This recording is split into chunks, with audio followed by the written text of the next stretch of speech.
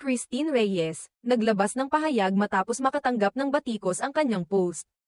Nag-react ang aktres na si Christine Reyes sa mga puna at okray na natanggap niya mula sa mga netizens sa social media matapos niyang mag-post ng larawan kasama ang yumaong Taiwanese actress na si Barbie HSU. Kilala sa kanyang papel bilang Shan Chai sa sikat na Asian series na Meet Your Garden.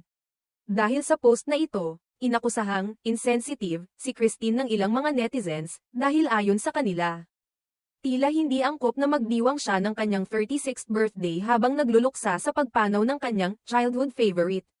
Ang post na ito ay may kasamang mensahe ng pag-alala kay Barbie Suna. Nagsasabing, "Rest in peace our childhood favorite," at pagkatapos ay nilakipan pa ito ng, "Also, happy 36th birthday sa akin ngayon araw na to." Hindi nagtagal, naging trending ang post ni Christine sa X, dating Twitter, at mabilis na kumalat ang screenshot ng kanyang post na agad pinuna ng mga netizens. Marami ang hindi natuwa sa timing ng kanyang pagbati sa kanyang sarili ng kaarawan pagkatapos ng pagluluksa sa pagpanaw ni Barbie So. Ang reaksyon ng mga netizens ay nagdulot kay Christine ng matinding pambabatikos. Kaya't ilang mga tao ang nagbigay sa kanya ng mga bansag tulad ng Mixed Emotions Queen at Dual Purpose Queen.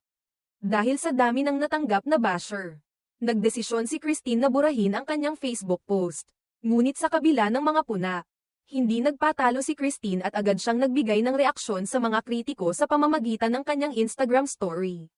Ayon kay Christine, "Maligayang kaarawan sa akin," bilang isang tugon sa mga hindi pagkakaintindihan tungkol sa kanyang post. Sinabi pa niya sa mga sumita sa kanya, "Yun na lang, ox na." Ipinahayag niyang sa ngayon, tila kailangan na maging perpekto ang bawat kilos at aksyon ng isang tao, at kapag nagkamali ka, may kalupitan na naghihintay bilang kapalit. Kailangan palaging perfect, bawal magkamali nowadays. May kalupitan na kapalit sa mga bagay kapag nagkamali ka di ba? Sabi pa niya sa kanyang Instagram story. Nagpatuloy siya sa kanyang pagbabalik loob sa mga bashers, at idinagdag, "Marahil ako nga talaga ay nagluluksa ngayong kaarawan ko." Malinaw sa kanyang pahayag na nais niyang iparating sa lahat na ang kanyang emosyonal na kalagayan ay nagkakaroon ng epekto sa kanyang mga desisyon at pagbati. Tila nagbigay siya ng paalala na hindi lahat ng bagay ay perpekto at may mga pagkakataon na mahirap ipaliwanag ang mga emosyon ng isang tao, lalo na sa mga sitwasyong malungkot. Bilang karagdagan, nagbigay siya ng komento na tila may pagka-ironic sa tono, "Ang daming magagaling sa mundo."